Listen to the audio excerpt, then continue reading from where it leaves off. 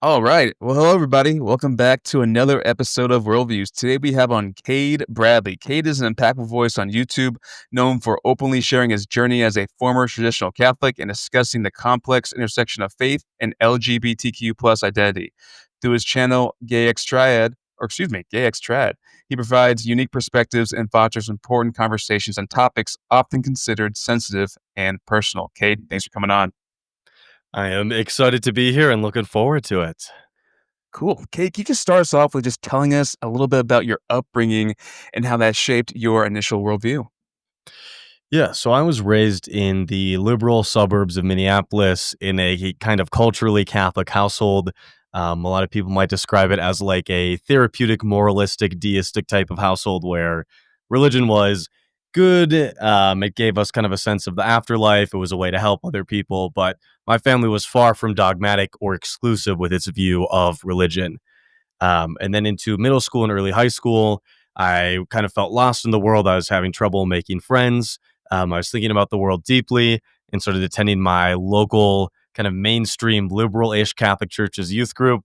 Was making friends for the first time, was reading all of these complex philosophical and theological works, and over the course of a few years, worked my way into the traditional Catholic movement, which is a little bit different than your average Catholic church. If you Google Catholic Church near me, you're going to have what's called like a diocesan Catholic Church, which is part of like the geographical jurisdiction of everything versus the group that I was a part of. We didn't like the mainstream church. We thought that we had the right way. We had a different liturgy, which is kind of like how we worshiped on Sundays, a different way of looking at the world, a particularly dogmatic and also a complex one. And so then by the end of high school, all I wanted in life was to become a traditional Catholic priest. I was visiting a number of seminaries looking for a particularly traditional one. Ended up trying to join a Carmelite monastery, which are a group of cloistered monks up in the Rockies where you're praying for 8+ hours a day, doing manual labor. You never see the outside world again. And I thought that was my mission in life. But they rejected me for experiencing same sex attraction. And so then instead of or going down that path, I ended up going off to college to study theology and philosophy, dropped out after a year to run my production company, and then left religion about 2-ish years ago. Okay, because you are what age now? 22? 22, yeah. And you went to seminary where? So the group that I wanted to join, I never actually got into joining, was a group in the Rockies, a cloistered Carmelite group. And then I discerned and looked at St. John Vianney Seminary in Minneapolis was one of the other top contenders, as well as there's a seminary in Lincoln, Nebraska, with the same or a slightly different traditionalist group. Okay, and what was the place you spent a year at for college? So I went to John Paul the Great Catholic University, which is a small 160 person, very conservative Catholic college just north of San Diego. Their big emphasis is on art and entrepreneurship, but they keep the school super small because they have a very strict curriculum and are known for their orthodoxy. Mm. And what you said there about you were rejected from the priesthood for experiencing same-sex attraction, as in just the acknowledgement of you being gay was enough for them to say no. Yeah, so in the Catholic world, they like to, or just say in the Catholic world, they don't like to use the word gay because it can kind of be ambiguous. Do you mean somebody who experiences same sex attraction and or somebody who lives the quote unquote gay lifestyle? And so in the Catholic world, they like to say people who experience same sex attraction to denote people who are feeling those attractions, but those attractions aren't in of themselves sinful versus somebody who is acting on their homosexual attractions is then somebody who's then committing the sin. And in the mainstream Catholic Church, kind of experiencing same sex attraction isn't seen as sinful or less than. It's just kind of an unfortunate cross that you have to bear. You have to be celibate then for the rest of your life and can't act on it. But the further you get into the traditional circles, same sex attraction is seen as a sign of trauma, of not being manly enough, of some sort of curse. Like the connotation and denotation as you get more traditional, the same sex attraction seems more and more like it is sinful. Mm, and they told you this in person, or did they send you a letter? Yeah, This kind of so this kind of rejection portion, I guess. yeah. So joining one of these groups takes a lot of paperwork, and so you have just packets of information that you're filling out. Before I was rejected, we would kind of take a week to communicate each set of like, here's the new set of documents, or here's the new discernment work, whatever it is. And so I put in this last part of the application, which was one page. It was like, do you do drugs? Do you have a history of abusing other people? Do you have a history of fraud? Do you have a history of experiencing same-sex attraction? Yes. And so that document came back, and within 24 hours, they said, you don't have a vocation with us. You don't have a vocation anywhere in the church. Maybe you could get married, but you certainly should never become a religious or a priest or a monk or anything like that because of same sex attraction. Okay, and what was, I guess, the story of how you came out itself? Mhm. Yeah. So after I was attending college, like I said, I dropped out for business related reasons. I dropped out with friends from college. We are all moving to Colorado to begin our careers in the film industry. So me leaving college wasn't like the start of my deconstruction. I was still a thorough traditional Catholic when I left. But as I was now living with guys out on my own, not in kind of this orthodox environment, I started looking at the rest of my life as somebody who now couldn't become a priest, even though I was celibate. I wasn't acting out on anything, like I was not sinning and in line with church teaching and carrying a difficult cross. But now the priesthood and religious life were off the table. Obviously, I'm not going to get married because uh, I I think it would be a disservice, more importantly, to a woman to marry somebody who's not attracted back to them. And so it's like, so I'm going to be single for the rest of my life. That means I'm never going to be able to go on dates. That means I'm never going to be able to build a life or a romantic relationship with somebody. Raising kids is off of the table. Like, there's so many things that are off of the table. But as a teenager, when I was kind of wrestling with church teaching, being single in high school is like an easy thing to do. And even in college, like it's a pretty easy thing to do and kind of the norm. But as I was then, would have been 20, looking at the rest of my life, going, wow, like my peers are starting to date, to get into relationships, they're starting to get married. That's something that I would like. But the church says no. And not just the church says like tentatively, like maybe, maybe hold back from promiscuity. The church doesn't just say that. Or maybe don't go crazy on the pride stuff. That's not what they say. What they say is you could never hold hands, go on dates, build a life with somebody to whom you're attracted in my particular case, and that anything along those lines is intrinsically disordered and is a objective evil. Like, this can never be allowed under any circumstance, or even like mitigated even a little bit.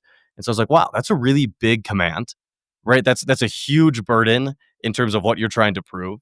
And so I read back through all of the church apologetics, and by that time, I had debated the issues around God formally. I had studied the issues formally. Had a bookcases full of Catholic books on how to prove the Catholic Church. And I was like, wait, the Catholic Church like demands like 100% adherence, and they give like 5% evidence. Like, I feel like our moral prescriptions and our proof or evidence should kind of match up. And what I found is that they just didn't on this particular issue. And the downside to the Catholic worldview, where everything is kind of an omnibus bill, where the Catholic Church is said to be infallible, that the Catholic Church cannot err in matters of faith and morals. And then I went, wait, if the church is wrong on this one thing, it's kind of wrong on, or it could be wrong on the rest of the thing. And so the Catholic apparatus of infallibility kind of imploded in on of itself like a house of cards. Because once you pull one card out, the whole thing kind of collapses. And the unfortunate thing, and why I left religion very quickly, is that in the group that I was a part of, as soon as you commit a mortal sin, let's say going on a date and having your first kiss, the sacraments are no longer available to you. You can't be a full participating member once you've committed a mortal sin. And so I'm somewhat grateful and still somewhat traumatized by the fact that I left religion in the course of 3 weeks, because it's either all or nothing. And I was like, well, I guess it's nothing. Like, I know a lot of people when they're deconstructing, there's like a lot of steps to it. And especially in mainstream Christian circles, like you can have 1 foot in, 1 foot out. You can kind of examine the teachings one by one. Um, but the downside to deconstructing into Catholicism is it is an all or nothing type of deal. And so I ended up with nothing. Okay, so you stopped believing it intellectually, but you also were casted out by your peers. Yeah, so it would have been January 1st of, what is it, 2025? So this would have been 2020, 3 2024, whatever it was January 1st. It was a feast day. It was my last time going to mass. And then over the next 6 months, I attended some general Christian churches. I still considered myself Christian over the next 3 to 6 ish months as I was deconstructing.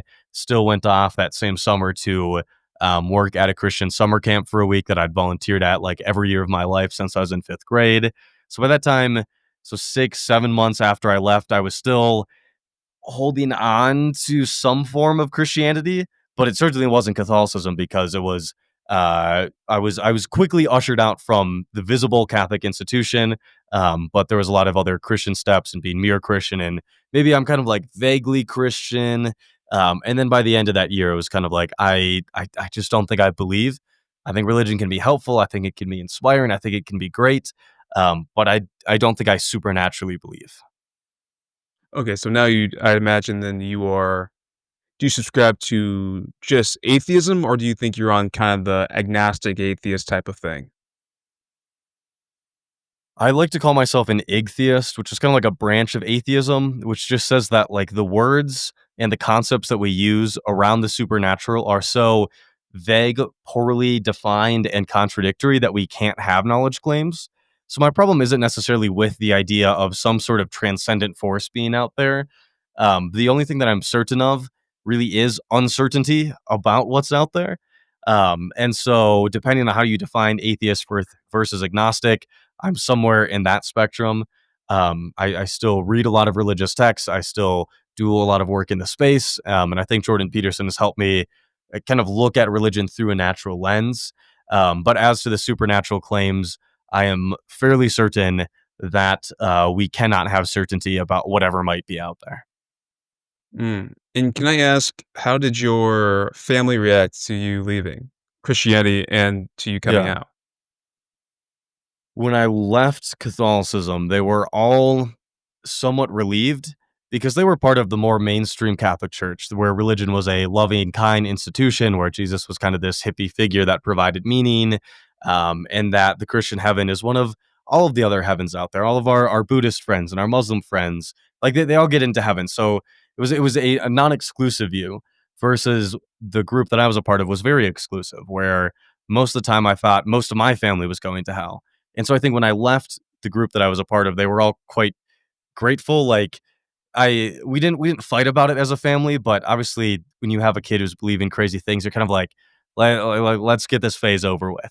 And so they're happy when I left the group that I was a part of. Um, the rest of my family, then when I came out as gay, they were all supportive, which is awesome. Now that I've left Christianity altogether, there is kind of a little bit more of um, not disappointment or like condemnation, but just they can't fathom kind of living life without a religion, where a lot of them see all religions as equal as long as you're part of one of them. Um, and so there's a lot of conversations that happen on what is it that I believe now? What do they think about that? And not this in this like we're gonna disown you type of way, but like, wow, you got to pick like one of them, right? Yeah, yeah. And I'm curious too, because as you were someone that left now, what are things that Christians shouldn't do when they interact with people such as yourself? I'm not saying the obvious stuff. I'm saying, for example, I remember watching this video of an atheist going to a Christian conference, and he was like, one of the worst things you can say to an atheist is walking up to them and saying, "I'll pray for you," and then just walking away. Yeah. I think on both sides of difficult conversations, the key is really um, to take the conversation slower than you need to slow your roll, so to speak. Where in these difficult conversations, oftentimes the phrase that somebody first answers with isn't what they actually think. And what I mean by that is that there's a lot of talking points, there's a lot of phrases, there's a lot of concepts out there that people, both Christian and atheist, hear and then kind of like import to their own vocabulary. And then when you go, tell me what you mean by that, oftentimes it doesn't exactly resemble the talking point in the phrase that they had. For example, I was talking to somebody who said like, I support gay people, but I don't like them like rubbing it in my face or pushing it too hard, which oftentimes can be a dog whistle to like, I'm okay with gay people, but like I'm still somewhat uncomfortable. But But I was like, tell me what you mean by that. And he just had this story of he was at a bar and some gay guy was essentially sexually harassing him. And so when he says like, but don't like shove it in my face, what he meant is like literally like don't touch me. He doesn't mean like shy away from it. What he meant was something different than kind of the common understanding of what that phrase meant. And so I think in a lot of these conversations in both directions, if you can listen to somebody and then you can, instead of reacting, just go, tell me more about that. And then let somebody like fully unpack what it is that they're thinking about before you go for those. So what you're saying is, or what about this? Because oftentimes people have thought about these issues, and when you can let them talk about and opine about their positions on their own terms, they often they often have the same caveats and nuance that the other side might demand of them. So I just feel like all of these conversations are better served slowing your roll, asking, what do you mean by that? And then once somebody's like fully unpacked what they think, to then start diving into a conversation. Are you surprised by the amount of people that handle these conversations well? Or are you more surprised by the amount of people that do not? Mm, I find in difficult conversations, it only takes one person to tank the whole conversation. Where if as soon as things get combative, both people are combative. As soon as one person starts hurling insults, the other person joins in. And whether it's politics or religion or sexuality or whatever it is, I find that a lot of people, when they're talking to somebody who's calm, they stay calm. And they're talking to somebody who's angry, they're also angry. And so I think a lot of these conversations, it's a lot about the lowest common denominator, where you can only have as good of a conversation as the most unwilling party is. So if you're out at the bars with friends and politics comes up, if everybody there is equally willing to like have a difficult conversation and slow their roll and really get into the nuance, it's a great conversation. But it only takes one person to then start kind of getting short at somebody else, and then that person gets short with somebody else. It's just like the conversational level is has a ceiling to it, but the how bad a conversation is has no floor on it. Is what I've often found. Mm, mm. Okay. I run obviously in primarily Christian circles, so I know people that obviously think homosexuality is completely learned. Some say it's completely innate, and some say it's a mixture of both. I'm curious, from your lens, what is your theory on that, or where do you stand on that whole debate? I guess. So there's two angles that I'd take with that. One, I think that hashing out the intricacies of genetics and epigenetics and hormonal development in brain structures is a really difficult thing to do when somebody doesn't know any of the literature. And the mistake that I often see queer people make in conversations is like, well, I was born this way. And then they got to hash out like born this way and at what point does somebody develop this, or like, so you're saying there's gay babies. What I often like to start the conversation with is, if you're talking to an adult who experiences same-sex attraction or opposite sex attraction, there's a very high rate of permanence in that. And what I often find starting conversations around homosexuality, my first premise is like, we have to confront what to do with homosexuality because it is endemic to the human condition and non-fluid in the average adult. And what I mean by that is, regardless of where it came from, in my particular case, I, with a very high degree of certainty based off of the literature, know I will always be attracted to exclusively men for the rest of my life. So the question is like, so what do we do about that? Now, if somebody wants to dive down the layer deeper of like, why is it that case that somebody is or isn't attracted to somebody? Um, what most of the literature seems to speak to is epigenetics, which the crash course on epigenetics is that our genes are tremendously long. Like the amount of DNA that we have in our cells is billions or trillions of individual, essentially, pieces of code. And so what our bodies do, and our bodies can't actually read all of that. But if we see DNA as kind of in a spiral, epigenetics is this art where like your body essentially contracts the DNA strands so closely that they can't be read. And then at other times, then the DNA gets expanded out to be able to be read. So it's kind of like you have an entire library, and what your cells and what your brain and your hormones and your entire body can't read every book on the shelf. They kind of take shortcuts. In epigenetics, is a somewhat fluid, somewhat hereditary element of the human condition. And in an example of epigenetics is phobias, where you can actually pass down a phobia to your kids, where it's not genetic. But if you have a really terrible experience with spiders, what we see in the literature is that that affects your brain. It affects how your genes are expressed, and you can actually pass on that fear that you developed in your lifetime to your kids through epigenetics. And so, like, is that fear learned? Is it innate for the next generation? Well, it's some negotiation of a number of different factors between epigenetics, between, we know hormone levels in utero tend to have some sort of effect on sex, gender expression, and sexuality. We see kind of in early development, there's milestones that some kids do or don't hit.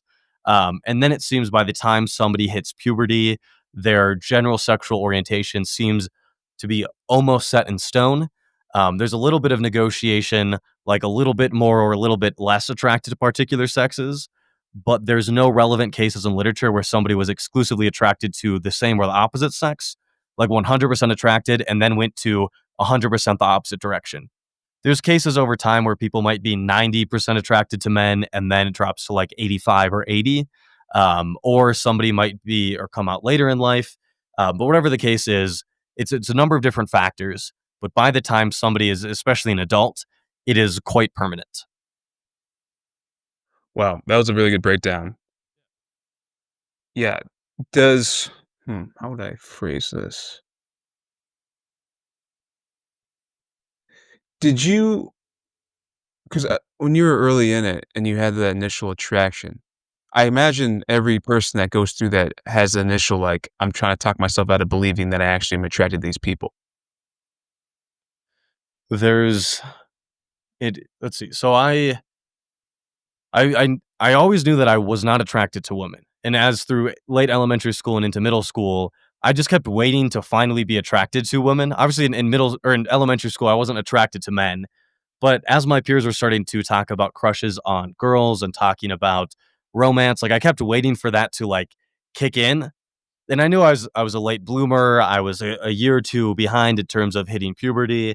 And so I kept waiting like, oh, like it'll be by like next year that I'll finally start having romantic and sexual attraction towards women. In elementary and middle school, like you're not it's not quite sexual, it's a lot more romantic, that kind of butterflies in your stomach type of feeling. Um, and I just kept waiting for it to kick in.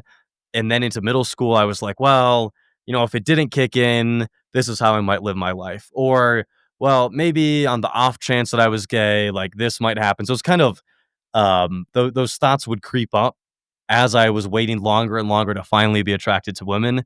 And then it was in seventh, eighth grade, so it would have been 13, 14 at the time, that I was just like, the way that my peers are describing women, I've been waiting for that to kick in for a long time. And I'm finally starting to realize that like the way they talk about girls is the way that I think about guys. And even then it was kind of like, well, maybe that'll change, right? Like sexuality can be like a tiny bit fluid. Like maybe I'm just misunderstanding it. Maybe I just need to have more testosterone. Maybe like there's so many maybes out there. And there's a lot of like something will change. And then it was in middle school where I was like, I don't think this is going to change. I came out originally to my parents, didn't come out to many other people, but I just didn't know what to do with it. And so I never told my peers. And then as I became religious, and I was like, well, God can heal, right? If God is all powerful, it means that he could overcome uh, my sexuality and could make me attracted to women. So there's kind of then the bartering with the supernatural element. And inside of Catholicism, there's kind of this promise that um, if you have enough male role models and if you really work on your masculinity, then you'll kind of be healed of your homosexuality. This like it's a particularly nuanced type of conversion therapy that's offered. That I was reading the books. I never actually went to the sessions, but I was reading the books on how to essentially cure myself. And I kept hoping and hoping. And then it was 18 or 19 when I was like, this just isn't happening, man. Like I think I'm gonna be gay for a long time to say to say the least. Yeah, yeah. And when you were saying the whole supernatural piece there, it made me think of, do you know, Jackie Hill Perry? Yeah, yeah. Okay. And I imagine that's something that you think isn't particularly real. Like her having this attraction, this is what I believe is what the story is. She had this attraction towards women and then was deeply in prayer. and then now I don't know if this is I don't know if she's saying it's just diminished or it's completely removed, but the attraction is not nearly as strong as it once was, and now she's married to a man.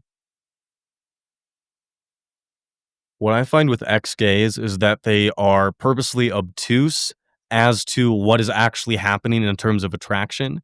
And what I mean by that is, I've never heard any popular ex gay say with this kind of exact phrasing, I was exclusively attracted to the opposite sex romantically and sexually, like 100% the opposite direction. And after I encountered God, the supernatural force, I am now 100% attracted to the same sex romantically and sexually. Right? They're the kind of 100% one direction, and then I've been rediverted the other direction. What I often find is that they will say everything except for that. They will say, I was struggling with attraction to the opposite sex, and God lifted that burden from me, which seems to insinuate that their attractions have changed, but doesn't technically say that. Or I fell in love with somebody of the opposite sex. Like, but you didn't tell me, are you still attracted romantic and sexually to the same sex? And then they'll say, like, oh, I'm not tempted by them anymore. But that also isn't answering the question. And so what I often find with kind of those ex-gay testimonies is it that I don't believe them. Like, I don't think that they wake up and they say, I was 100% attracted to the same sex and now it's the opposite sex.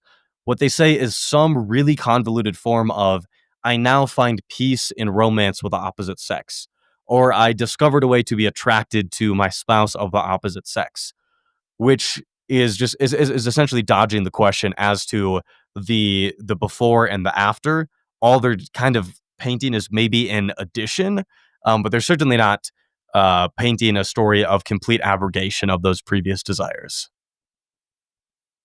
Okay. And since you're a philosophy guy, I'm curious, like, what philosophy books are like your, I guess, your favorites, the ones you dove into the most? Yeah, so I still do a lot of reading in Catholic books. So anything by Ed Fazer, reading a lot of his stuff. He has five proofs for the existence of God, which is like a much more technical side. I still read somewhere over here. I have my Summa, which is a work by Saint Thomas Aquinas, which that's always interesting to dive into. Um, I was just reading The Majesty of Reason by Joe Schmid, he runs a YouTube channel just called Majesty of Reason, and he's a Yeah, he's PhD great. candidate. Um, so I always love his books, and that's kind of been what I've been looking through recently. And most of the time, what I found is that Joe's breakdowns of philosophical content that I can just download and listen to on runs are way better than some of those like drier technical books because Joe just gets like right to the point on stuff. I love his work. He is scary smart, Yeah, especially for the fact that I think he's like 24 now. yeah. After talking to him, I was like, man, how is he so extremely articulate in his ability to process information? How fast he does it, is able to kind of spit it back out in a very articulate and understandable way was just super impressive to me. But yeah, he's good. So what value do you derive from reading something like Ed Fazer's Five Arguments for God? With the work that I do in the Catholic sphere, um, I'd put it this way: when I left religion, I essentially left it wholesale and didn't like to read about religion. Kind of avoided those conversations. What I found with the average person is that they're not worried about the intricacies of like magisterial teaching on particular natural law, sexual ethics. Like you hang out with friends who go rock climbing and you just talk about life and you have fun. And I enjoyed my time just completely away from religion, essentially going and not thinking about it. And then what I found is I would keep checking YouTube to see if there was some sort of ex-Catholic content creator out there.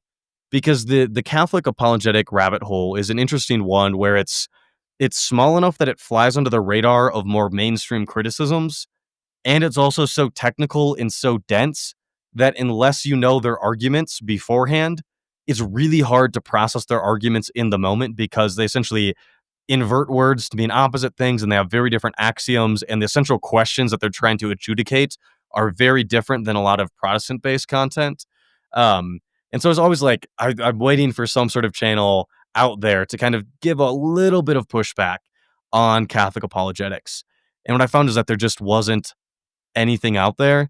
And so I started, one of my first videos was on, and I think it was my first video, was a talk from Father Mike Schmitz, where he kind of looks at or he tries to prove that homosexuality is wrong with the example of a chair under this sort of Platonic Aristotelian view of the world where things have natures, things have ends, this idea of teleology. And he's this really dense talk. And it was one of the talks that convinced me to give up the idea of being gay. And so I was like, there's no pushback on the internet for this million view talk that is showing, or that is affecting a lot of young queer individuals. I should make a response video. And so I kind of put that video out there, and it did wellish, and it was kind of one of its own kind. And then I started putting a few other videos out there, and those did decently well. And so my work now in staying up to date on Catholicism is the idea of like keeping your enemies close. Not that I see Catholicism or Catholics as my enemy. Um, but the unique thing that I think that I bring to YouTube is understanding Catholic arguments. And so my goal is to stay up to date on them, to read both the technical and the pop levels. I my idea of fun isn't reading the Summa, and I don't read Ed Phaser as like, oh, I'm going to the beach, let me read something entertaining. But I find that if I stay up to date on these ideas in conversations as I'm thinking about issues, then my first time dealing with an idea is not in the moment, but rather weeks earlier when I can give these things thought without without the distraction and the pressure of being in a debate. Hmm. Okay, let me ask you this then. What do you think is the most convincing argument, and why do you find it still unconvincing, I guess? For God, Yeah. I think the more technical arguments are going to be either from contingency or some version of the Kalam. Cosmological argument, I think, are the most sound in terms of like in terms of technical philosophy. What I often find though is the more convincing argument to the average person tends to be the argument from morality or some sort of appeal to ideals and transcendentals outside of time, space, and matter. The technical side is going to be contingency and motion. The more convincing side, like talking to somebody on the street, is going to be morality and transcendence. Okay. But these are the most convincing to you, or you're saying this would be the most convincing to like the average person? Uh, Both-ish. Like I don't think that how I look at these issues are incredibly unique. So I think both most convincing to myself are going to be one of those two, and they're very different impetuses in kind of the human spirit, or one's like the technical analytical side, and then one's that like emotional weight to it. And I don't think that neither like logic or emotions are contradictory. But I think they are kind of playing different games. So on contingency and on motion, I tend to not find them convincing ultimately at the end of the day, just out of an issue of extrapolation. What I mean by that is let's say we do the argument from motion. We either look at per se or per accidents types of hierarchies. In either direction, we don't know how they terminate, whether it's down to the subatomic level or at the beginning of time, space, and matter in this universe, or after this universe, or on the most meta level possible if we zoom out outside of the universe. I just don't think we can know fundamentally or know well enough to make generalizations around, well, the universe began to exist, the universe, or everything that begins to exist has a cause. The universe began to exist, therefore the universe has a cause. It's like every one of those words are so unhelpful when you talk to leading particle physicists and cosmologists who do the actual science. Like our understandings of reality at the quantum level or at the beginning of this universe or where we think the universe is going, just nothing makes sense, and we can't extrapolate data from word games. Is why I don't find those arguments particularly convincing. Because I think the idea of like the principle of sufficient reason or some of these other concepts are generally true, right? We don't expect things to pop into existence as we're like driving down the highway. But on the subatomic level, our understanding is completely flipped and we don't know. So we can't, those arguments just seem to rely on an inappropriate extrapolation of intuitive concepts. But I think those intuitive concepts can only exist inside of like average, normal, everyday life. And then on the morality and transcendent type of emotional arguments, I still find those unconvincing because I think at the end of the day, we're still in the same boat. Regardless if we want to say that morality is objective or subjective, we're all still stuck engaging on them on our own terms as a society. Where if you send 10 people to an island, regardless of the morality of a particular thing, you still got to convince people the rest of the island to not kill each other. And then when people disagree, a Protestant thinks this and a Catholic thinks this, they both claim it to be objective. It's like, well, we're still in the same boat. Even you both think that morality is objective, but you have different views of what it is. So it seems like regardless of what you want to chalk the like ontological nature of moral or transcendent ideas up to, we're still stuck in the same boat, which is we got to have conversations about it and make the best possible decision with our understandings of complex moral issues. Yeah, I was actually gonna ask you too, if how you would define morality and if that definition has changed since you've really dove into philosophy. I like to approach a lot of moral issues from the general framework of natural law in a very different angle than Catholics, where the ideal of natural law, as Catholics talk about it, uh, is to build a society with, or to build a society and make moral questions based off of authentic human flourishing, which is this idea, which is it's not quite utilitarian, right? Where it's not like, well, if we stole all the money from one group and killed them, and then gave all the money to the other group and gave them drugs, like we would have more, we'd have more people who are happy, and they would be more happy. In other words, you like pure utilitarianism gets you into some wonky positions. And pure hedonism gets you into some wonky positions as well, where you're talking about informed consent around drugs. But then also, when we talk at a societal level, like we still have to take in considerations of self reported happiness of economic factors, but also those aren't all of them. And then we also have to think about rights, right? We want society to have the best outcome for the best number of people, but part of having goodness in human society is that people know that their rights are respected. So, what are rights? How do we discover rights? How does it interact with the rest of society? I think that if we can build a society geared towards optimal human flourishing, which is some constellation of a lot of really complex thought processes, that seems to be the best society that we can create. And so, to answer your question um, on morality, let's say specifically around ethics. I like to take much more of an emotivist approach to these questions, um, which is to say, I don't think that morality has these stance independent truth claims that are ontologically correct or not correct, regardless of people's understandings of them. I think that morality and ethics are an endeavor, right? I think that ethics isn't this kind of like looking at the stars to figure out what is the pre-existing truth around complex moral questions. I think what ethics is a sort of like therapy for our intuitions, where we're trying to figure out like what's the essential question being made? What are the ramifications of this axiom? At what point do generally true principles or principles that we generally hold to, when should those stop? Um, right.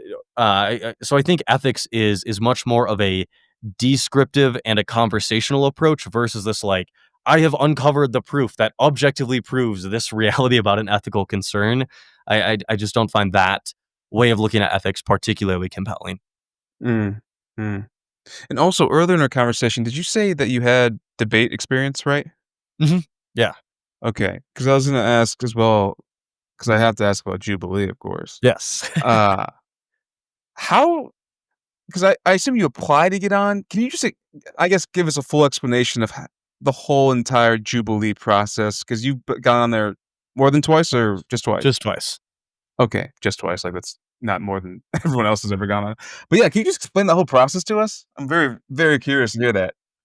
So all of Jubilee's casting calls are public on their website. It's just like jubilee.com or jubileemedia.com/casting.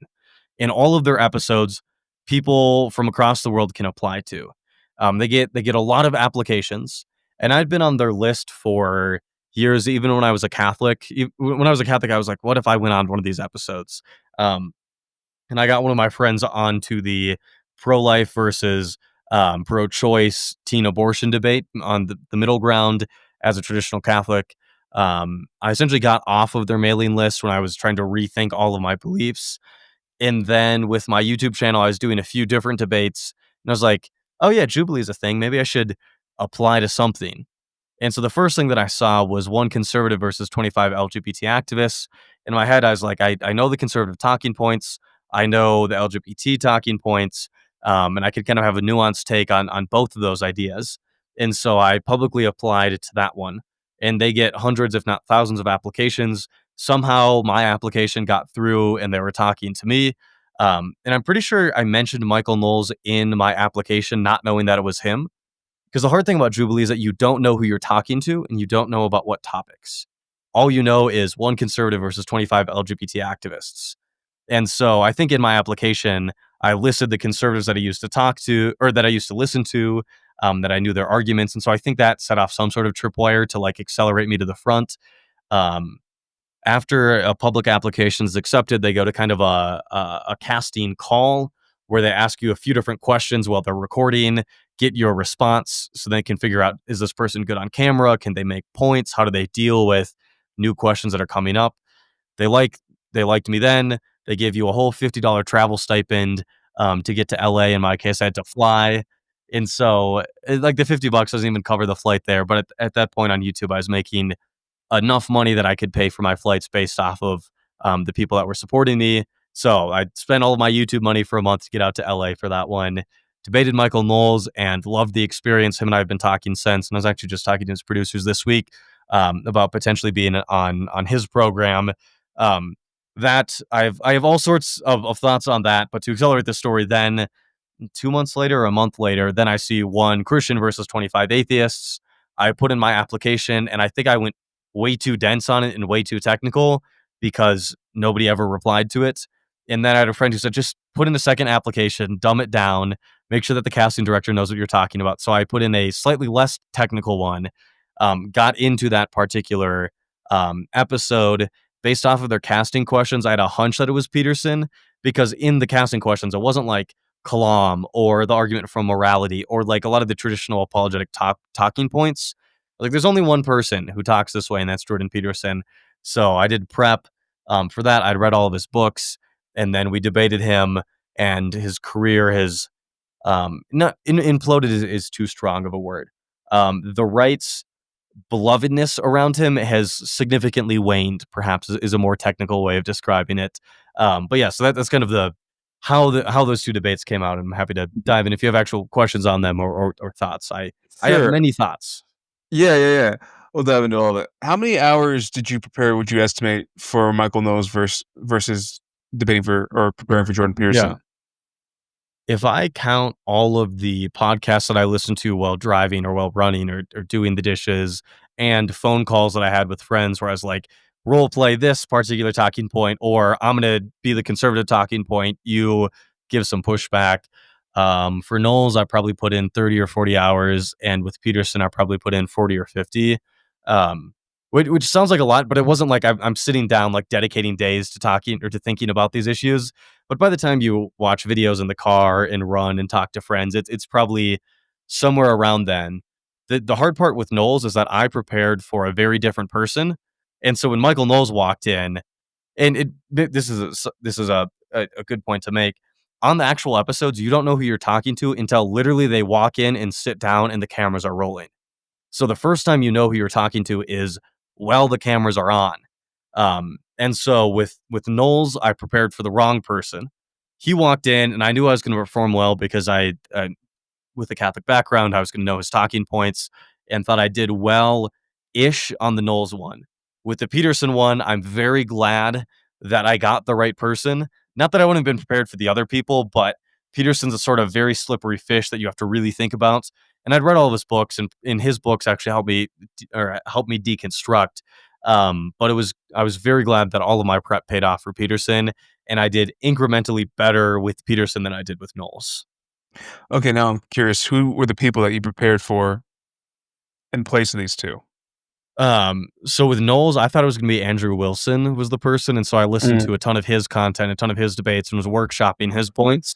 Um, And in not that it was all a waste, where a lot of the things that Wilson talks about are common conservative anti-LGBT talking points.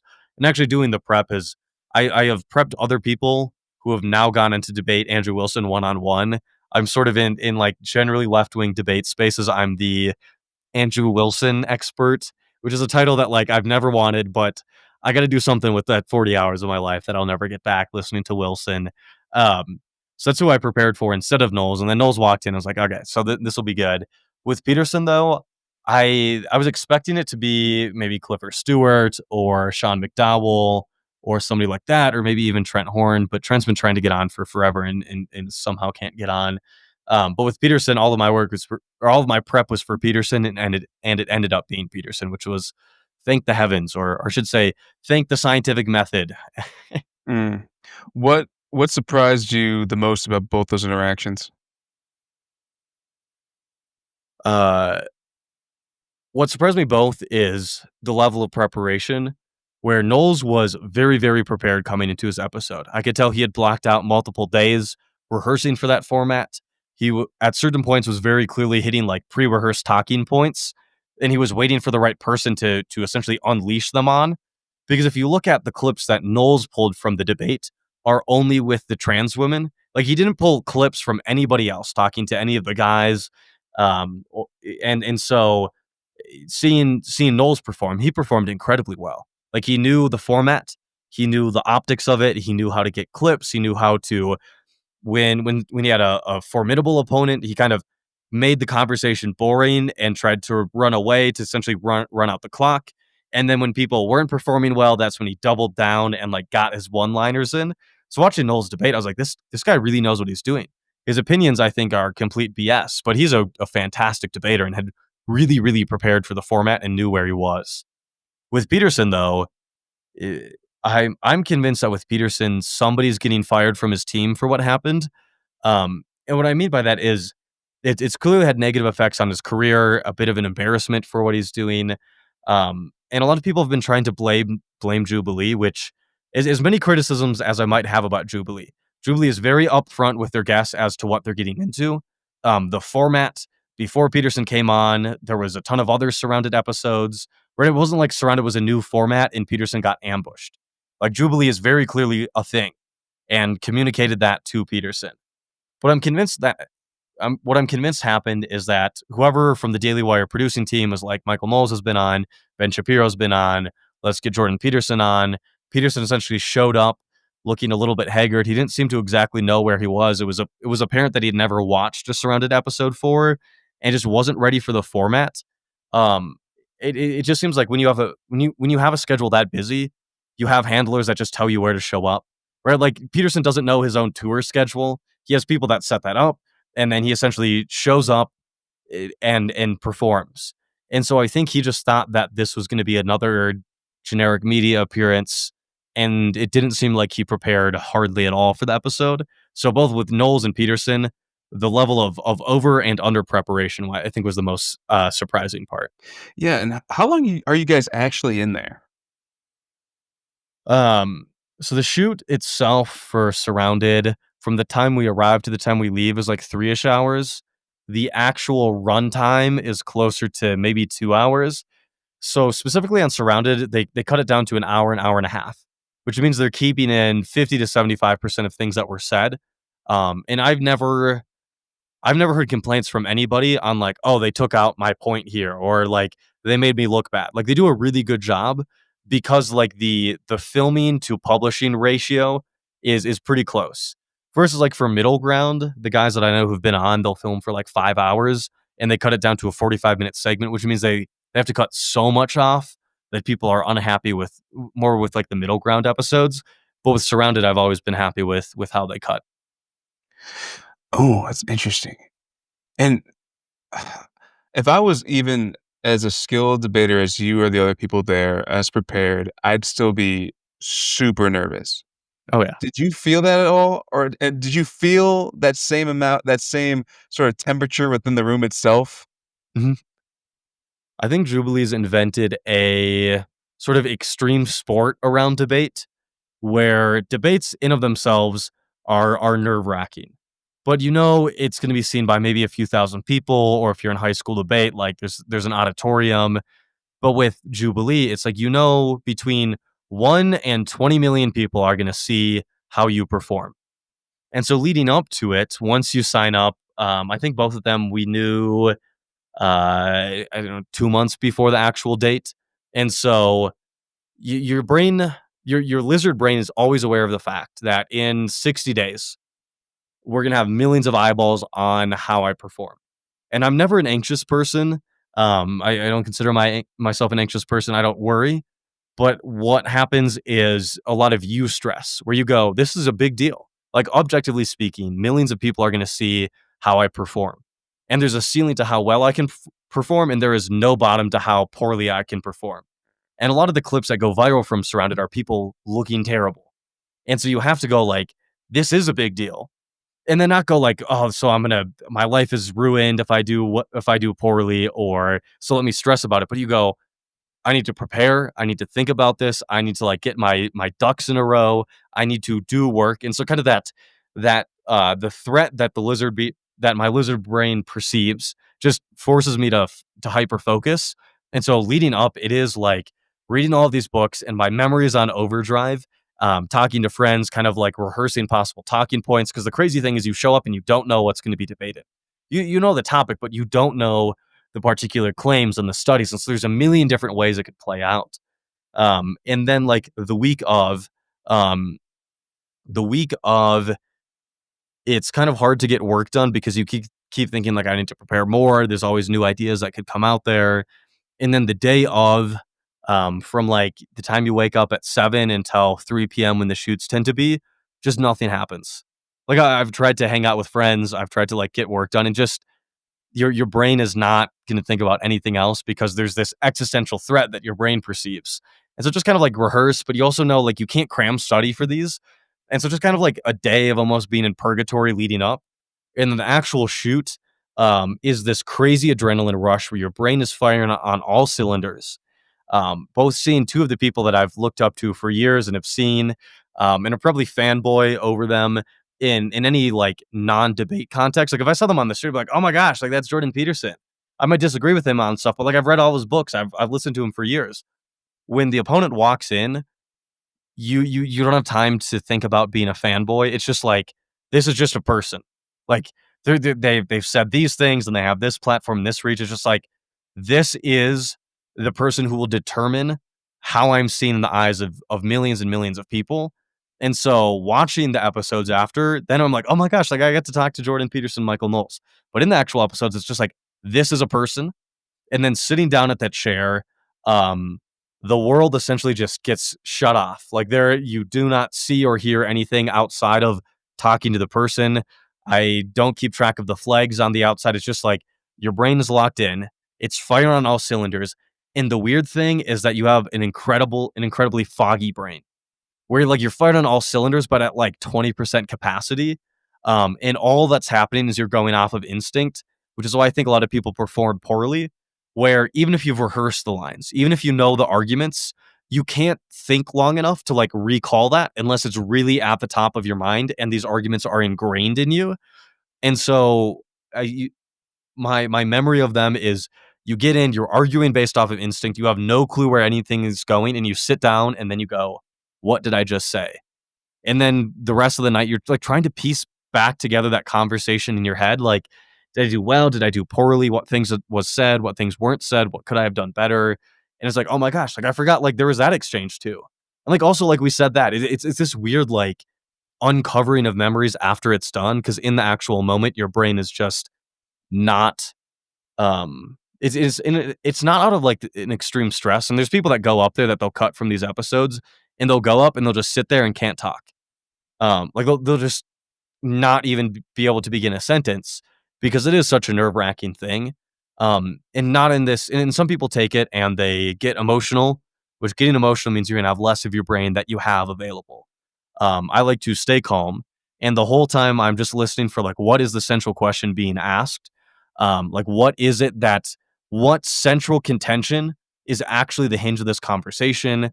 And then also in that format, you're playing a very delicate balance of, you can't let the other person talk until they're done, because then they're gonna go on an 8-minute spiel, especially with Peterson. So you have to interrupt them at some point, and that's part of the format. But if you interrupt too much, then you're gonna look bad, and you also don't get to hear their point. And so it's a very careful tango of like jumping in at the right moment before they get on to the next point to then like address that, but not jumping in too early because then you're going to look bad. And then when they jump back in, it's like, am I going to keep talking to finish my point, or am I going to like hand this back over? It's like a weird dance that you do in it's in such a fast paced format. That sounds horrifying. But you go back on if they asked you again. Oh yeah, it's an extreme sport where it is an adrenaline rush. The same thing like jumping out of out of a plane to go skydiving or rock climbing. Like it's Jubilee's almost like you're playing with cobras, where you have kind of the snake in the middle that like you're dancing with, and you know the snake can bite at any point. Like it is an emotional rush, but it's super rewarding. The same way that like rock climbing with extreme heights is fun, like because it's dangerous. I think Jubilee's fun because it is your brain firing on all cylinders, and I love that experience of everything in the world does not matter on that day. Family and friends and work and everything, it's to the side. It's just you in this high stakes format. And I love it. And that's where I think a lot of people, they care about an issue, and so they think they should debate it. And it's like, no. Like debate is a skill. And just because you care about an issue doesn't mean that you have to debate it. Like there's so many things you can do to champion a cause that don't involve debating. But if you are good at debate, like it is a skill. It is something that I always try to get better at. There's bad moments, there's good moments, and it's fun. Like that adrenaline rush, the adrenaline dump, and then kind of the camaraderie from people afterwards, where you start a group chat, or a lot of the times we go out to dinner afterwards. And then as the episode gets ready to air, it's like, how's this going to play out? Everybody's kind of like, what's going to be the public reaction? And then you see it, and then it's been fun with the other guys behind the scenes, like, oh yeah, you popped up on this channel, and then somebody's like, oh, and Cade, like you popped up on this channel, and then I'll find somebody else who popped up on a different channel. So it's a super fun experience. I love it. Some people hit it for the first time, like after the Knowles episode. A lot of those people never want to be on Jubilee again because it is such an emotional thing. I love it, but in the same way that like skydiving's not for everyone.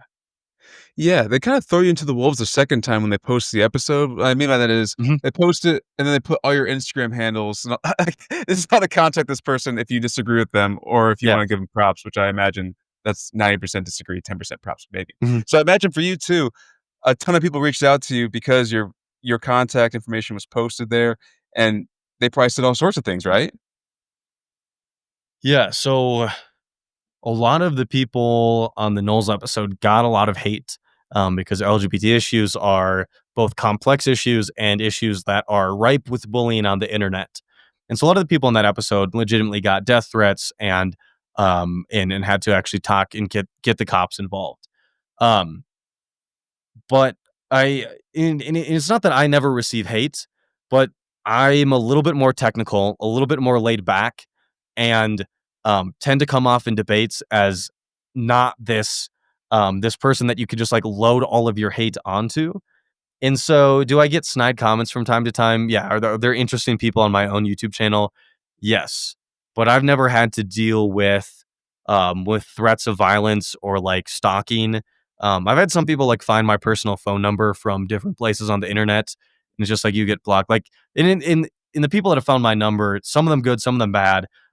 It's just like whatever you have to say to me, and I've had people reach out and text like good things. I'm like, you're getting blocked. Like I'm just not engaging one on one on my personal cell phone on either direction. Um, but I've with the Knowles episode, I was unremarkable because there was uh much more public figures there, or people who took up much more space in the collective imagination around that episode. There's a few key players that like got all of the attention. And my work was largely unremarkable, but it did perk the ears of the people that I was hoping to talk to, which is like ex-traditional Catholics or people involved in the space. Same thing with the Peterson episode where I was first again and was a little bit more popular in like the collective consciousness around the episode, but I certainly wasn't like in the spotlight, which means the people that resonated with my ideas found my channel, and the people that wanted to leave hate comments talked to the more popular people from the episode. So I've kind of like flown under the radar with hate from both of the episodes. Mm. And so afterwards, you said you guys go out to dinner and whatnot, but I imagine it's just the group of 20 or less people, not exactly the person that you guys went up against goes out with you. Like, I don't imagine Jordan Peterson went to Applebee's with you guys or something. I tried to invite him, but he said that he had plans afterwards. But I would have I mean, I like talking to figures that I disagree with, and so if I gotten to talk to Peterson, that would have been awesome, or with Knowles, I would have loved to have done dinner, and him and I have emailed back and forth since. Um, but yeah, when the dinners afterwards are essentially just the cast members, because whoever the main talent is in a surrounded episode, generally is too busy to go out with, like, random people from the internet. But on middle ground episodes, and my friends who have been on those, it does a lot of the times tend to be both sides will just go out to dinner afterwards and keep the conversation going. And there's a few people from each side that are like, I'm never going to eat break bread at the table with like this person because they believe XYZ. But like generally speaking, it does tend to be an informal thing where people will go to dinner after these episodes. Surrounded, we haven't gotten the main talent yet, but hopefully one day. I know like Alex O'Connor went out to dinner with all of the Christians afterwards, and had a lot of longer conversations. Yeah, yeah. And let's say they'd say to you, "Hey, kid, we want you to come on, but you can choose what topic is discussed, and you can choose the opponent. Who would you pick and what topic?" Ooh, on a format like Jubilee where I could pull anyone, um, the selfish career move would be talking to Cliff or Stewart, just to have my face in debate tactics against some of the biggest names in the Christian space. I think would be a blast. Um, one of my life goals is to do a long one-on-one with Michael Knowles on queer related issues. Because I him and I talked 3 times on that episode, only 2 made it to air. They took out one of our more technical discussions, and it would be a blast if I was on Jubilee to do a one-on-one with Knowles on queer issues. Like, I think I could win that conversation pretty well. Um, I think for a middle ground episode, um, I think talking specifically with Catholics would be a very interesting it wouldn't be super popular on Jubilee, but a middle ground of current versus former traditional Catholics would probably be the most fun episode that I could think of. And it'd also do like 80,000 views and not not help Jubilee's channel. But if I had the reach and could get people on, that's probably what I would do. And you said you were in talks to go on Michael No Show. Are you able to reveal anything else there? No, the I it's more than fingers crossed at this point. It's kind of waiting for the right opportunity. But the chances of Michael Knowles and I talking again are more than just a wish. Ooh, wow.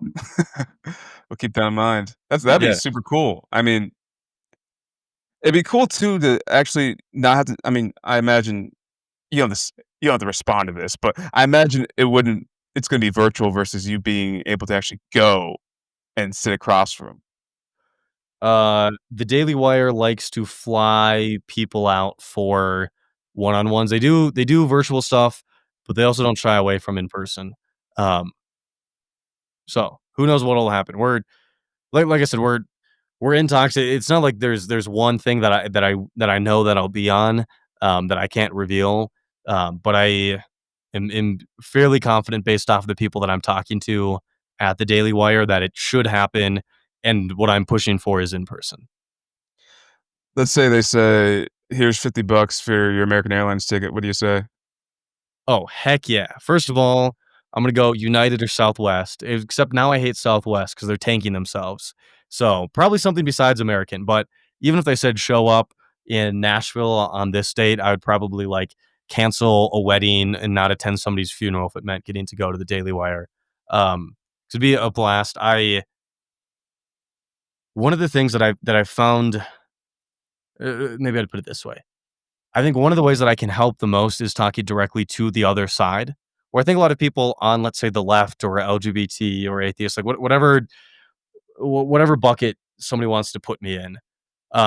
Those people, and I agree with the criticism that those people are oftentimes the worst people to engage the right with on the topics that they're passionate about, because it is a very emotional issue. And if you've never heard conservative talking points before, like you're just you can't have the first time you're hearing conservative talking points be like in front of millions of people. And I think in a movement to push a movement forward, you need people that kind of like coalesce people in the base and like just talk to the base and like activate the base. And then there's people who like talk to common sense people in the middle and worry about like messaging and campaigns. And then also part of this conversation is talking directly to people on the other side that are the complete polar opposites. And I think those are all very different dialectics, different strategies, different impacts. And I don't ever really see myself being like the guy on the left who uses the left wing talking points to like talk to people on the left and like get them riled up. Like where I'm passionate about and where my training and background and where I think I can make the most impact is talking directly to the big evil, scary conservative voices out on the internet. Like that's A, who I want to talk to. B, I think it can make a difference with, and C, think that that's something unique that I can bring to the table that I feel like very few other people would be equipped to. Because if somebody, I was talking to a few people in the LGBT community, and it's like just don't listen to conservative talking points. Like the amount of talking points you'd have to listen to get to my knowledge is like hundreds of hours, and that's just like not worth. You could do so many better things with hundreds of hours than like play catch up with the right wing versus somebody who's left the right wing. Like I know the talking points, I know a lot of the figures, and I'd love to have those conversations. A, just for fun, and B, I think it would make a difference. Okay, because you're in an interesting spot. So then, like, what would you say the left misunderstands the most about the right, and what the right misunderstands the most about the left? Hmm. I think what the left most, or I think what the left misunderstands about the right is that the right is that let's say people on the right as like this general term are not evil and do not have your worst interests at heart for the average person. Where I think a lot of people, let's say in the LGBT community, go like, "Hey, a lot of conservative policies hurt us." What that means is that the right wants to hurt us. It's the politicians and the Michael Knowles of the world, like those people definitely know what they're doing. But like your average grandma who might have a few conservative talking points, like she has other things that she's prioritizing. She wants to protect kids, is what she might say. Like there's a lot of things that she cares about. She didn't like wake up and want to destroy your life. Generally speaking. Now, are there people on the right with bad intentions? Yes. But I think generally speaking, if what the left can do is slow down and hear where people are coming from and realize that they're not evil, they might have misconceptions, they might have bad policies, and they might even be aware of the harm. They didn't wake up deciding to cause the harm. Generally speaking, I think that that's one misunderstanding. And what I think that the right gets wrong about the left is that the left is a monolith, where I think for so long in the conservative like meme and online culture is like the left is obese, blue-haired feminists on college campuses that will try to take your job if you use the wrong pronouns. And that everybody on the left, every Democrat, every progressive, every leftist, every LGBT activist are all exactly the same and want the same policies. And it's like, honey, if you go to any left wing circle, everybody there is just debating each other instead of the right all the time. Like the left is not a monolith. There is a lot of room for nuance as long as you arrive to the table not wanting to like, in the words of Michael Knowles, eradicate transgender people from public life. Like if as long as you're not for that, there's a lot of different policy ideas and concepts that the left disagrees on. So I think what the left should understand about the right is that the right doesn't always have bad intentions in mind, and what I think the right should understand about the left is that the left is not a monolith that's run by an evil cabal of queer activists. Mm, okay. Well, one last topic before we let you go. I want to hit on your ultra marathon running because I think that's pretty interesting. Okay. How far have you ever ran? My farthest is 100 miles. This year, I'm going for a 240-mile race. Okay. So how long that's so crazy. How long does it take to prepare for a 240-mile race? It depends. For For my you. 100-mile race, I prepared for 2 weeks. The recommended one is a lot longer than that. But if the goal is to like just get through it, maybe a few months if you know what you're doing. The hard part about ultra marathoning is it's a mental game, but it's not just mental toughness. Where ultra marathons are a very technical game, they're very much about problem solving because you have a lot of gear. You have to figure out hydration and nutrition and foot care and pacing and strategy and sleep, and it's a very complex set of calculations and techniques that you use that you can't just like push through every set of pain. Like there's times where you have to slow down in order to speed up. There's times that you have to speed up in order to be able to slow down. Like nutrition just in of itself is like an entire book worth of what foods fuel what sorts of activities and in what situations are you eating different types of food and like what schedules. So there's a lot of like technical stuff. Um, and that's where like even if I lost all of my cardio and my physical like training, I know that I could get probably at least a 50-mile race done just based off of technique. But also then for a 240-mile race, then it is a lot of like very cardiovascular and muscle and skeletal preparations, so that you don't end up dying in the process. Yeah, so you said you also prepared for 2 weeks for the 100 miler, Yeah. right? Yeah. How what was the farthest you ran in before starting to Yeah. officially train for the 100 miler? The first ultra marathon that I ran was I was reading David Goggins' book, and he Yeah. talks about ultra marathon. So I decided to run 50K the next day, which is 31 miles. It's just over a marathon, without having ran in a number of years. And then after I left religion, then I was like, I should look at this ultra marathon thing again and sign up for a 30-hour race and did 70 miles in 30 hours with uh, 2 weeks of prep. And then that same summer, I did a few other 50 miles with 2 to 4 weeks of prep.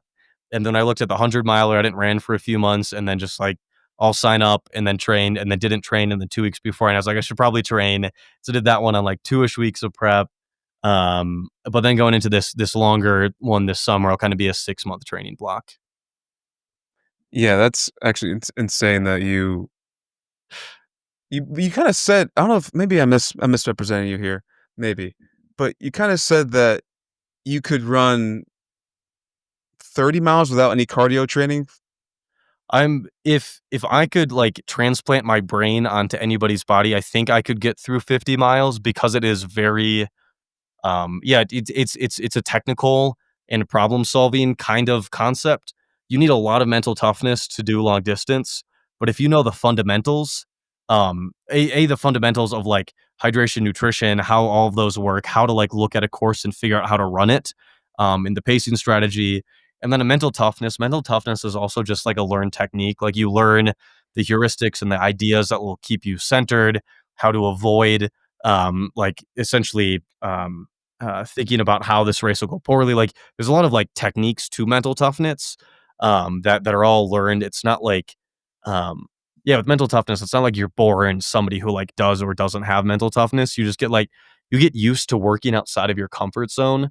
And you learn that like even when you're puking and crapping your guts out, like you know that your body is still capable of going. And so you know, like, well, it'll suck, but like I know I can do it. Versus the first time you're like, I think my body's dying and shutting down. Like, what if I go to the hospital? And then eventually you learn like what things are worth ending a race over, what things aren't worth running a race over, what things can you push through, which things can be solved, which things are just you got to deal with it and push through. Man. Okay, how's your body feel after 100 miles, and what's the first post-run meal? Um, It depends. Finishing long distance, you feel like you just had the worst flu ever.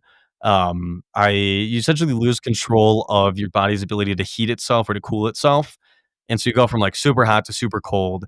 Your lungs, once you stop, go awesome. It's time to essentially inflate and create mucus to help with healing the lungs, and so you're hacking stuff up. And then your muscles start seizing up, but the goal is to keep them moving. Like you have to if the next day you don't move, you're gonna be in a world of hurt versus if you can, like, push through and start walking, you can start recovering. So after my 100-mile race, I was walking a few miles the next day, but that, like, overnight was atrocious. Um, A lot of the times I don't wanna eat right after because your stomach is so upset and not happy with you that you just like, I am starving and I don't care, I just wanna sleep. And then the morning of, it's a lot of, like, potassium and protein tends to be my go-to. I was just in Tahoe helping a friend through a 200 miler. I only did 35 miles, and my post-race meal was a bunch of, strawberry crepes and a whole lot of whipped cream, was a great move. Mm. Okay. So me and my buddies sometimes have our own version of Jubilee debates, but they're very trivial and it happens in our basements. I want to know what your opinion on this. Do you think the fact wait, first of all, what's your mile PR? Oh, my myopia, I don't think I've ran anything faster than, like, a 6:30 in years. Okay. I am not a 4 or 5-minute runner at all. Even 6 minutes, I'm like, "What is this thing?"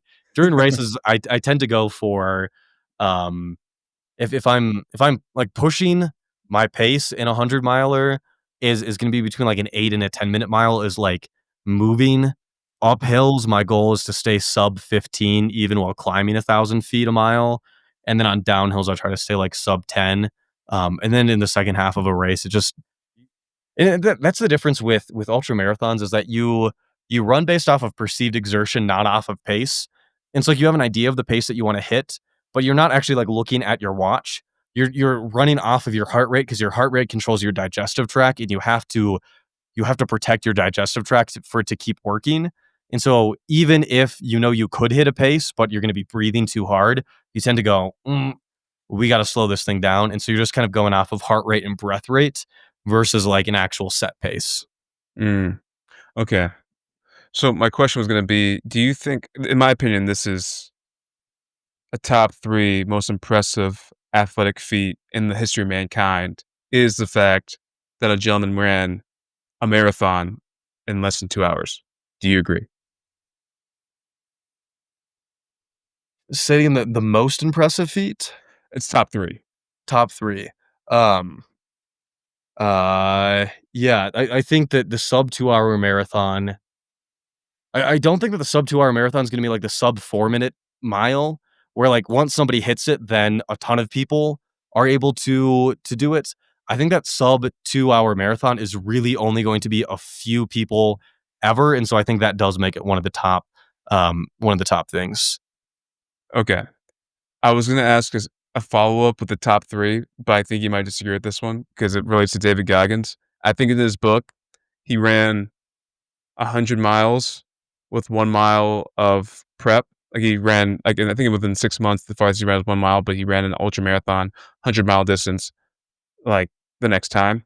Mhm. Is that top 3? Specifically Goggins. The top 3 most athletic feats of mankind. The fact Mm. that a person ran 100 miles after only having 1 mile of training over 6 months. Mm, it depends on most impressive. Um, no, I because at that point Goggins knew how to work with his body. Now he drove it directly into the ground, but with a SEAL background and going through prep, like he knew how bodies worked and how his mind worked. I would be and there's some people that I've seen at ultra marathons where they don't have crazy times, but they truly have never done athletic things in their life. Some of those performances are crazy to watch precisely because they don't know any technique and they don't have any background in fitness. They just like show up and crush these races like there's no tomorrow. Um, I think in a very Peterson way that David Goggins is probably uh, the most helpful like fitness archetype out there and mental toughness archetype out there. And I think the way that he portrays his feats and the impact that they've had on the world are some of the most impressive, even more than like technically faster times. I think he's inspired and gotten more people out there, and thus is in a certain sense like more impressive than somebody who has like a very like technical training program. Okay. Since we're at 2, I gotta hit you with my 3rd then. Yep. Okay, the 3rd one of the most athletic feats in mankind is Alex Honnold free soloing what's that freaking mountain called? El Cap. Definitely Yes. not. No! So far, so far from one of the most impressive. And Honnold even talks about it. Like um, the route itself isn't that challenging. Right, like, it's not an easy route that, like, the average climber could do, but in terms of difficulty of routes, it's not one of the hardest out there, and Honnold even talks about that. There are way more impressive, like, 5:15s that people have crushed, and there are way more impressive free solos. Once again, like, it's incredibly popular because of how shocking it is and easily accessible it is to the average person, where a lot of people have seen El Cap and, like, can fathom how big of an accomplishment that is. But there's some really technical routes that, like, you look at them and you're like, "I don't get why they're hard," but, like, if you climb, like, you know how hard they are, or there's been longer routes, there's been more impressive free solos, so Alex Honnold is not near the top. Now, could he kick my butt? And I do a lot of climbing here in Colorado, absolutely. Could I do what he did? Not even close. Could most climbers do what he did? Absolutely not. But in terms of impressive human performances, his is not up there. Okay. The committee will accept this. Last question for you. Okay. Every guest we have, we always ask them one question they would ask God if they knew for a fact they get an answer right then and there. What question Mm. would you ask?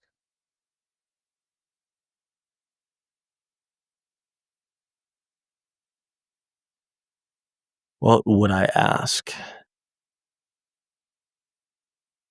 I feel like I would only ask a, like, technical scientific question that would really make a breakthrough, like the cure to cancer. A lot of the more existential questions were like how long would I live? What what are the winning lottery numbers? Should I be married to this person or to not?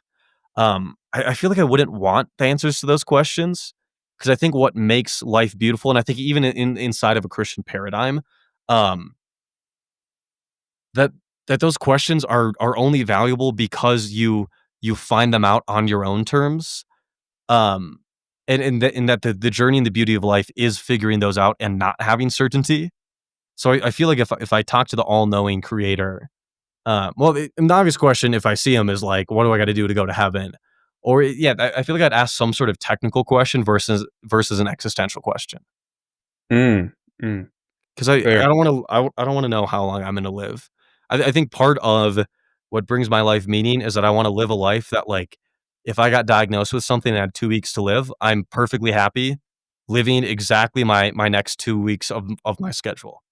And also, I want to live a life where if I live to 70, 80, or 90, I've, like, set myself up for success there. And also at 50, if that's when I get called home or whatever euphemism we wanna throw down there, like, I'm ready. And part of that, like, uncertainty around how long I'm living, I feel like is what brings my life joy and meaning now.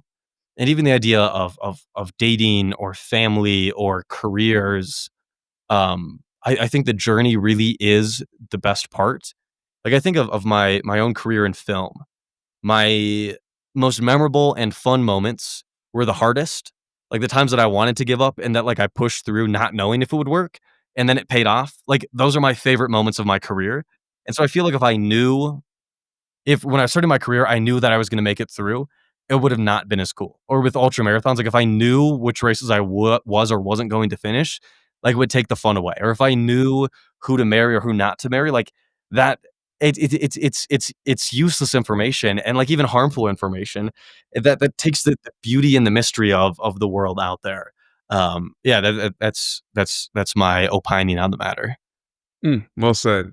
Well, Cade, thanks so much for coming on Worldviews, man. Any final thoughts, tips or advice for the audience? Final thoughts. I think a lot of people see my work, and what I hope people take away is de-radicalization, not deconversion, where I don't I'm not particularly interested in what people think about God or about religion.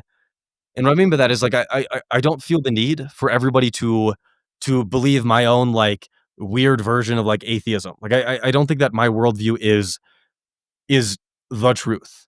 And when I see friends who are gay and Christian, I'm not like, God, like, come on, leave the Christian thing behind. Um, I, I I think that a lot of those questions about life, I don't have all of the answers to, or I am very at peace with my decisions and see them as the most reasonable thing based off of my experience. But I don't think they are by any means what everybody else should do. My only hope with what I do on the internet and the debates that I do is that regardless of what you think, that you've made an informed decision as to what you actually think, and you have the tools where you can critically think about the issues, even if you keep the same conclusion. I think the thing that I suffered from when I was a traditional Catholic is that I had a myopic, uncritical worldview, um, and that I think having a little bit more nuance, being able to think through these questions in a very informed manner and to hear dissenting opinions in conversation would have helped me stay potentially religious for longer. And so, what I hope with my work is that whether you join religion or you leave religion or you do a different religion or you do spirituality or you do like whatever's out there, my only hope is that people can like think critically and make decisions that work for them versus feeling stuck in they have to be Christian or they have to be atheist or they have to be whatever. It's like make whatever decisions you want. Just make sure to read the terms and conditions of the groups and the thought patterns that you're taking part of. Cool. Well, Cade, appreciate the time, man. Awesome. Thanks for having me on. Free audio post-production by alphonic.com.